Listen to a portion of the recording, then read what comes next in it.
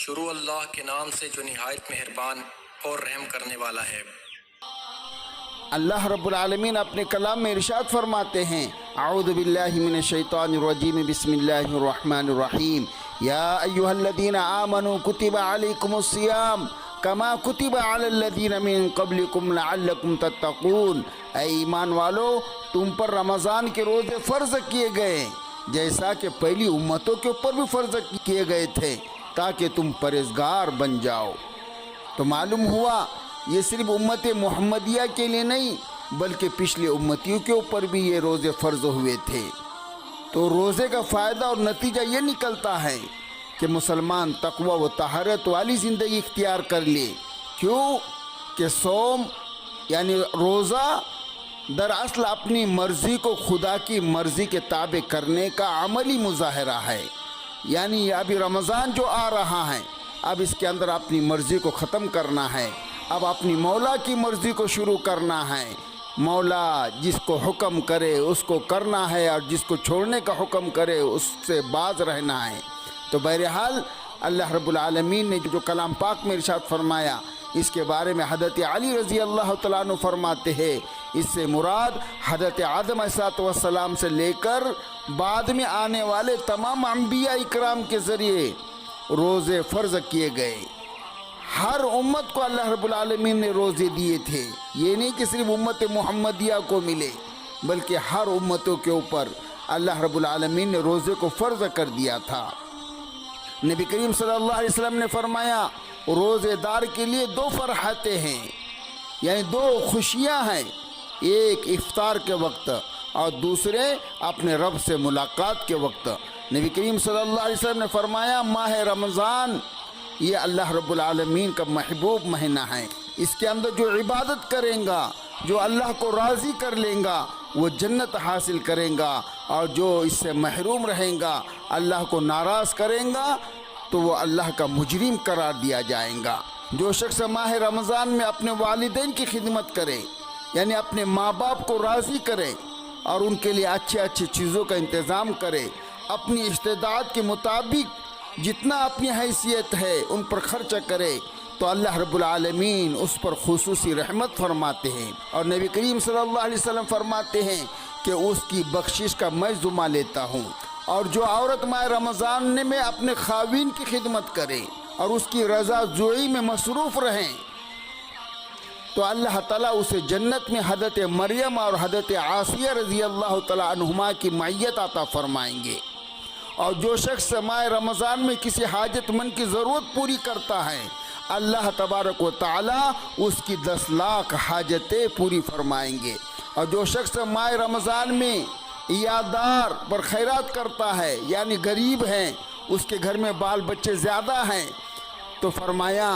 جو ایسے شخصوں کو تلاش کرے جو بھیک بھی نہیں مانگتا اور کسی کے سامنے ہاتھ بھی نہیں پھیلاتا ہے، اور لیکن عیالدار ہیں، مفلس ہے، غریب ہے،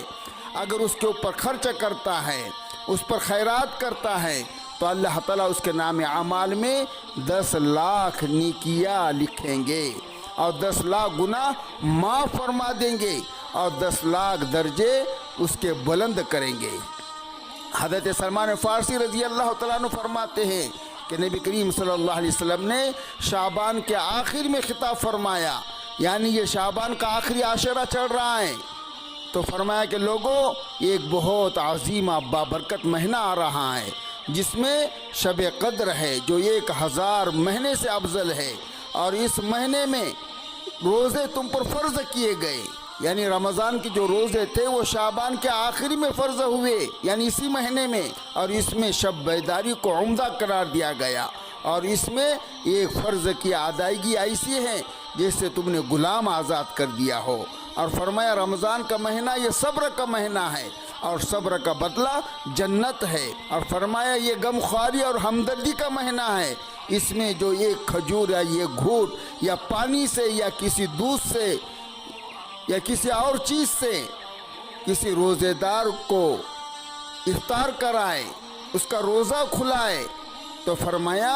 اس روزے دار کے برابر اللہ تعالیٰ اس کو روزے کا ثواب عطا فرمائیں گے۔ اور فرمایا کہ اس مہینے کا یعنی رمضان کا اول 10 دن وہ اللہ کی رحمت کے ہیں، یعنی جو 10 دن کے روزے رکھنا شروع کے گویا کہ وہ اللہ کے رحمت کو لوٹ لیا اس نے. اور فرمایا بیچ کے 10 روزے وہ مغفرت کے ہیں، یعنی جس نے اللہ کی رحمت کو حاصل کر لیا پھر دوسرے درجے میں آ گیا، یعنی 11ویں روزے سے 20ویں روزے تک اگر اس نے پورے پابندی سے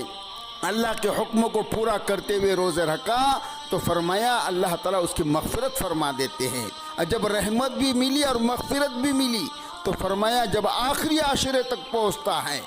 اللہ رب العالمین کے حکم کو پورا کرتے ہوئے، اپنے آپ کو گناہ سے بچتے ہوئے، لوگوں کو تکلیف دینے سے بچاتے ہوئے، فرمایا جب وہ تیسرے درجے میں پہنچتا ہے یعنی 21 روزے تک پہنچتا ہے، وہاں سے تیسرا حصہ رمضان کا شروع ہوتا ہے، تو آخر تک اگر اس نے اللہ کے حکم کی پوری پابندی کی تو فرمایا تیسرے حصہ میں آ گیا تو اللہ رب العالمین اس کو دوزخ سے آزاد فرما دیتے ہیں. سبحان اللہ. تو اس ماہ کا اول حصہ رحمت اور بیچ کا حصہ مغفرت اور آخری حصہ دوزخ سے آزادی کا ہے. سرکار دو عالم صلی اللہ علیہ وسلم نے فرمایا جو رزق حلال سے کسی روزے دار کو افطاری دیتا ہے،